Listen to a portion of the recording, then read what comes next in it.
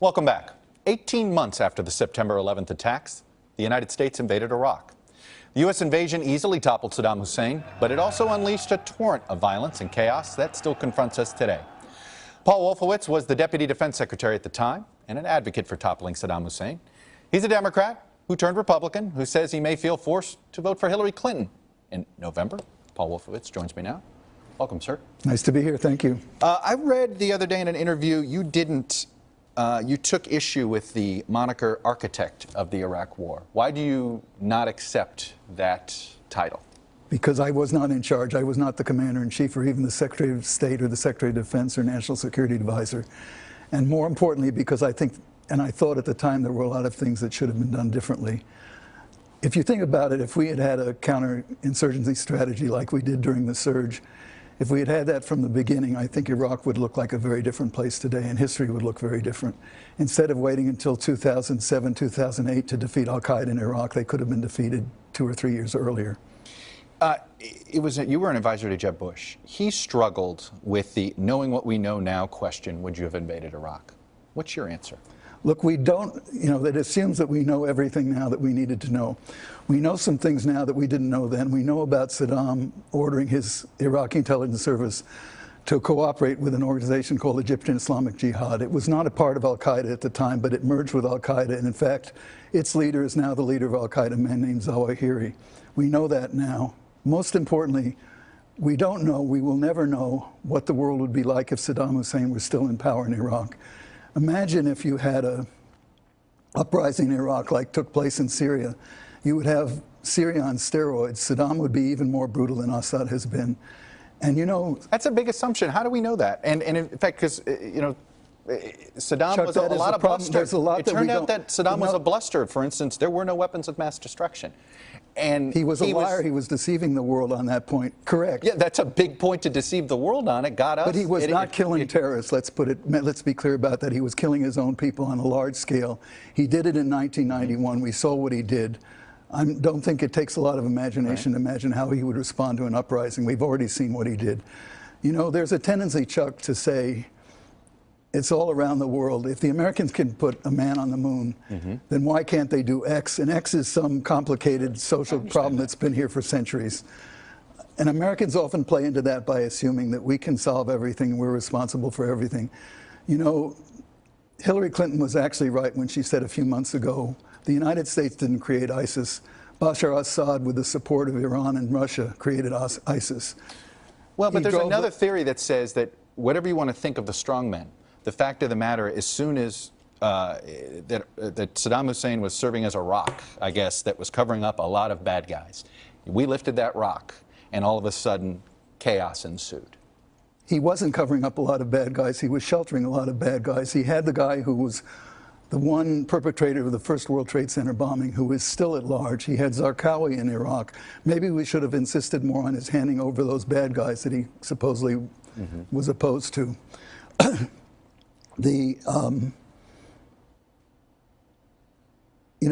When I said Assad helped to create ISIS, he did it by driving the Sunnis into desperation where ISIS is the only choice for them. These dictators brutalize their societies, they divide their societies. After they collapse, and eventually they collapse, there's nothing left to stabilize the thing or take its place. Go ahead. Not every dictator is like that. I was ambassador in Indonesia when President Suharto was the so-called autocrat, you could say dictator. But he allowed a good deal of civil society to develop. So when Suharto disappeared, Indonesians were able to run their country in a reasonable way. Yeah. There was nothing reasonable left in Iraq, nothing reasonable left in Syria, nothing reasonable in Libya. Let me go back to this issue. Here we are at 9/11. It was mostly Saudis, Saudi nationals, that flew those planes into those towers. Nobody from Iraq. And there's a lot of people that look today and go, why was that our first action? Why was that, yes, we went into Afghanistan, but why was that our first action? And why didn't we ever hold Saudi Arabia accountable? You could make a case that a lot more Saudis were funding and fueling these terrorist attacks, with Saudi money and things like that, than anybody in Iraq. Look, there is a big problem with what the Saudis have been doing in propagating extremist versions of Islam. And I hope that people are right when they say the new crown prince or deputy crown prince. So they're harboring terrorists? No, they're cultivating terrorists ideologically, but the point is you don't deal with that by going to war. What concerned us about Iraq, and people want to forget this, but everybody believed, and Saddam was doing his best to convince us, that he had weapons of mass destruction. In fact, we knew he had previously had anthrax, he had previously had sarin, he was previously working on nuclear weapons, and he made it clear after he was captured that he intended to start all of those programs again once the sanctions were lifted. He was a real danger, and that's why there was a focus on weapons of mass destruction.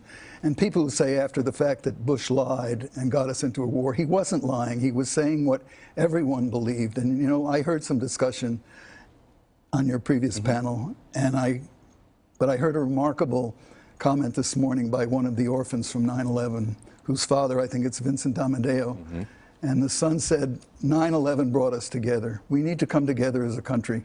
And accusing a former president of lying when he was telling the truth is not bringing us together. But some could say Iraq split us apart. I mean, the fallout from the Iraq War. Look at the Republican Party today.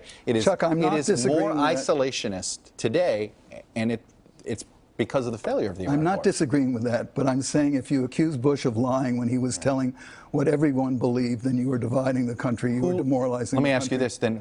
Who lied? Is it bad intelligence? You know, somebody got us into this, and somebody convinced the United States Congress that weapons of mass destruction were imminent in Iraq, which is why so many Democrats and Republicans voted for this war. So who lied? I think the original liar is Saddam Hussein, who lied about what he had, and we discovered he had more. Later, it seems he was lying that he had more than he really did have because he wanted to supposedly deceive the Iranians. The fact is, every intelligence service in the world, not just the Americans, the British, the Germans, the French, countries that opposed us in the war, all believed that he had weapons of mass destruction. Are you now concerned that this, essentially, we were wrong, and if you think about the public's lack of trust for government right now, that's one of the reasons. That's one of the things over the last 15 years. When you talk about Wall Street's inability to be truthful to us, and that now has undermined trust in government. Do you believe that? Look, I think it's done a lot of harm, but I think, in fact, stating falsehoods like saying that Bush lied about it does a lot of harm as well. I believe that if we had had a better strategy in Iraq from the beginning, if the surge-type strategy had been implemented from the beginning, Iraq would look very different today. People would see the whole issue in a very different light. How many troops would still be there? Do you think this is, because you have said in the past you thought this is more like a Germany and a Korea situation, that we probably would have needed troops for 40 or 50 years? The issue isn't how many troops you have. The issue is how many Americans are getting killed.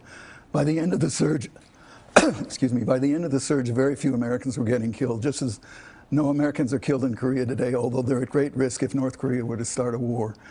The U.S. can be a stabilizing factor by keeping presence in those countries. I think it's important to understand. I do agree that the turn in public opinion in the United States on this issue is very unfortunate. I think it will bring us more trouble. We are in danger of learning all the wrong lessons from the past. The lesson that intervention is the only thing that's bad. I think we're seeing in Syria the consequences of non-intervention. I think we're seeing in Libya the consequences of a partial intervention without following up. Is this the reason why you're leaning Clinton over Trump, because of Trump's isolationist views? Look, I'm leaning against both of them. I find it incredibly disappointing when the country needs to come together that we have two major party candidates who enjoy so little confidence from the American people. All right. Paul Wolfowitz from the Bush administration. Thank you, sir. Appreciate you sharing your views. Hey, NBC News fans, thanks for checking out our YouTube channel. Subscribe by clicking on that button down here, and then click on any of the videos over here to watch the latest interviews, show highlights, and digital exclusives. Thanks for watching.